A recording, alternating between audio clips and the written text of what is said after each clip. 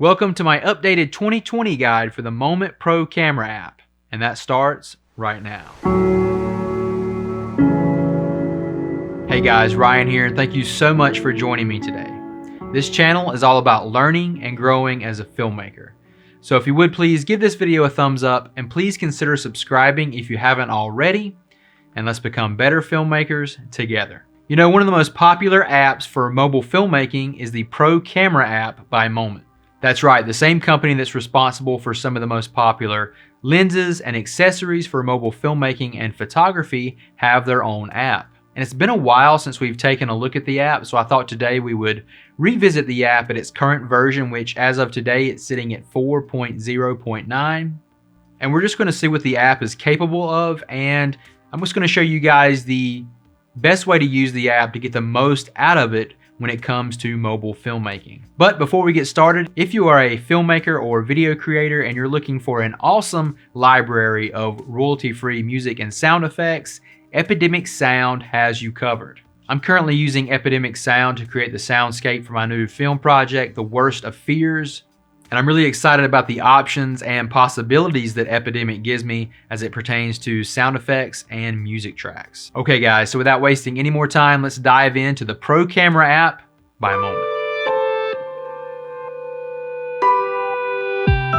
This is the Pro Camera app by Moment. Some of the newest features that were added in version 4.0 are a new time-lapse mode and slow shutter mode, which are in-app purchases. At the time of this video, you can get both upgrades in a bundle for $3.99 US, internal and frame count controls, a duration calculator so that you know how long the shot will take. You can use motion blur and light trails with your time-lapse shots, exposure bracketing to create HDR time-lapses. You can save your settings as a custom preset. You can now export in 720p, 1080p, and 4K.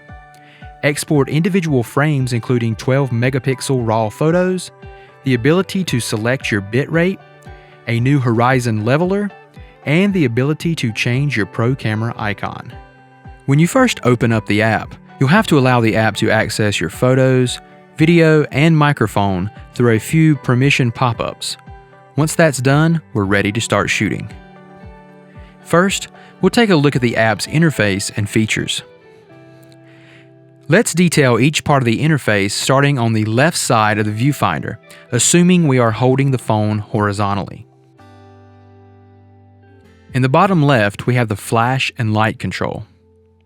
We can use this to turn your device's lamp on or off, or you can leave it set to automatic for photography. Just above that is the picture profile button. Tapping this will switch between the default look, a flat look, or the log color profiles. Just above that is the resolution button. We can use this to switch between 720p, 1080p, or 4K resolution. Keep in mind that depending on your device, there may be certain limitations to some of these settings depending on your camera's capabilities. Above that is the frame rate button. We can switch from 24 frames per second all the way up to 240 frames per second. Just above the frame rate button is the lens button. Here you can tell the app what lens accessory, if any, you are using with your device. This is mainly useful for when saving file information, but it is especially useful if you're using an anamorphic lens. Just to the right of these buttons is the audio meter, where you can see the audio levels of the video you are recording. On the center of the screen, you'll see the composition and orientation guides that also features a horizon leveler.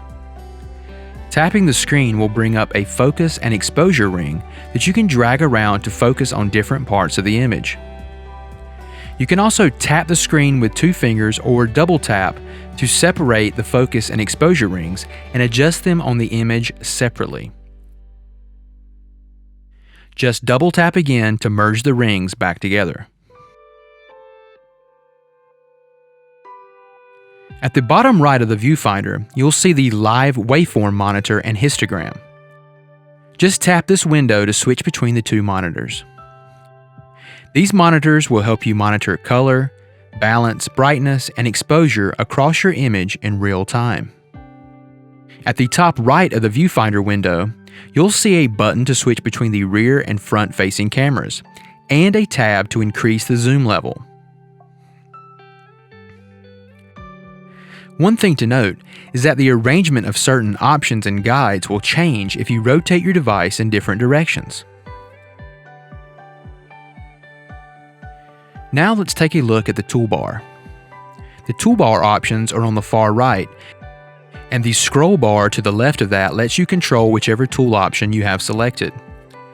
As you adjust the scroll bar, the small white bar that pops up below the title of each option lets you know that that setting has just been locked in place.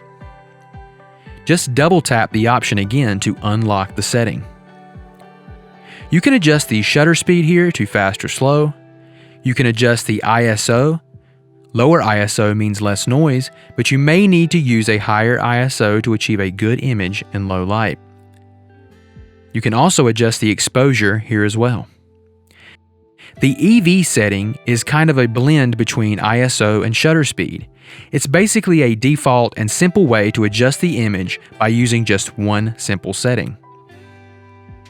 The autofocus option is pretty self-explanatory. If you leave this option on default, the app will autofocus for you, or you can slide the bar to adjust focus and lock it in yourself. And the last option on the toolbar is the auto white balance. Left on default, the white balance of the image will auto adjust, or you can slide the bar to adjust the white balance yourself from 1800K up to 9800K.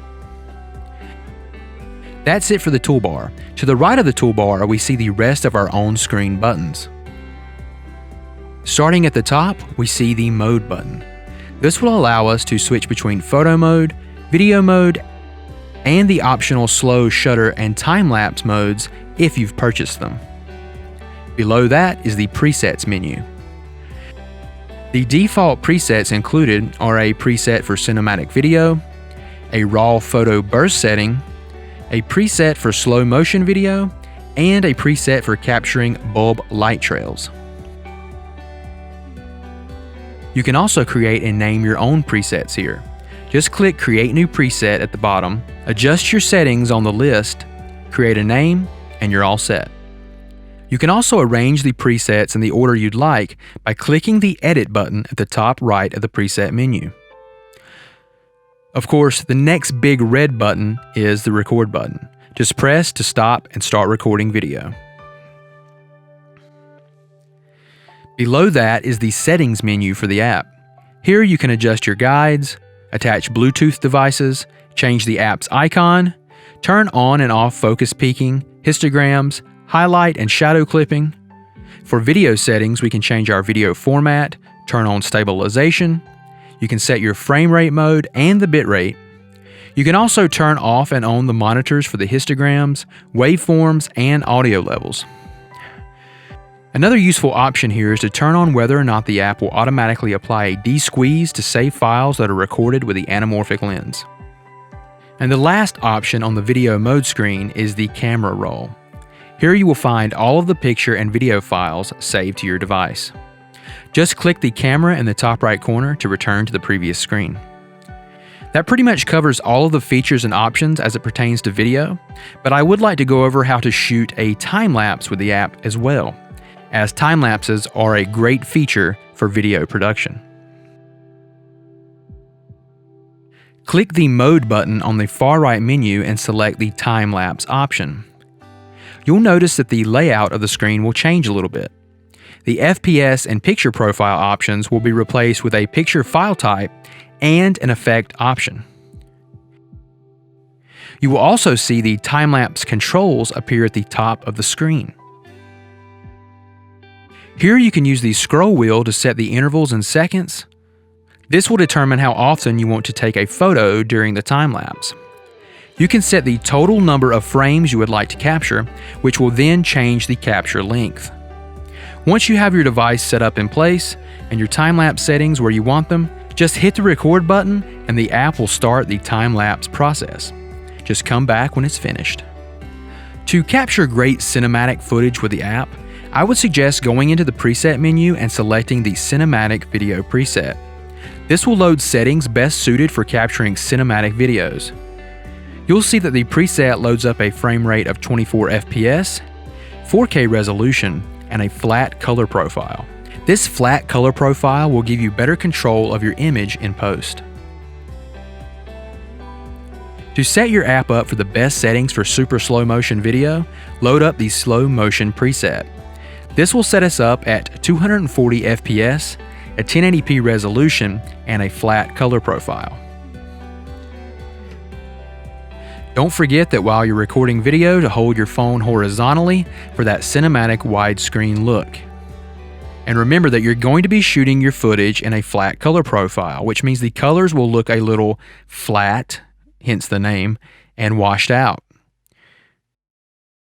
Shooting this way allows us to have better control of the colors when we are editing in post. Be sure to color correct your images and throw a LUT on there for good measure once you're finished. I am editing these shots with my Filmic Pro LUTs Mega Pack, which you can check out in the description below. And finally, let's check out some test footage that I shot with the Moment Pro camera app and my iPhone earlier this week.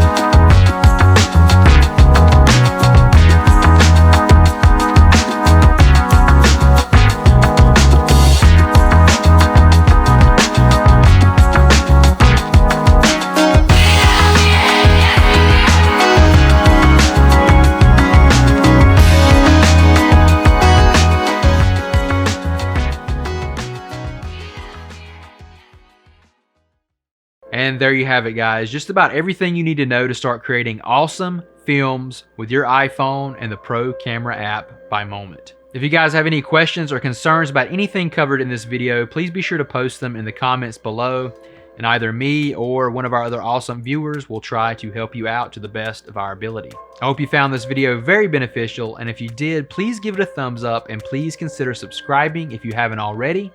Be sure to click that bell notification icon so you don't miss any of my new videos. Big thanks as always to our monthly supporters over on Patreon. And as always, thank you so much for coming along on this filmmaking journey with me. I am Ryan, and I will see you on the next video. Bye-bye.